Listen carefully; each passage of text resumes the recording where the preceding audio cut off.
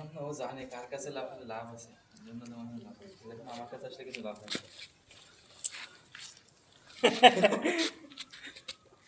ভাবছি ওখানেও খাবার আছে, এই যে ফোনে চারদিকে শুধু খাবার আর খাবার, আমি কেন ওখানে? আরে মুন্ডু এদিক খাবার হলে লাভ দিয়ে নেয় না।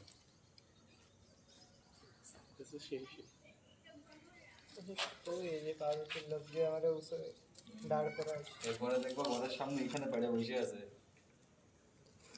আসি ওই রাত্রে দিয়ে দিবে, আমিও দিয়ে দিই। ওটা কালকে রাতে দিয়ে দিছে কেউ, তারপরে মনে হয় ভেঙে ঢুকে পড়ছে, মানে এখন তো বড় হয়ে গেছে, জোর খাটায় কিছুদিন পরে আর ঢুকতেই পারবে না। হ্যাঁ কয়েকদিন আরেকটু বড় হয়ে গেলে তাড়াতাড়ি খাই মোটা করতে হবে, তাতে এই দিকে ঢুকতে না পারে।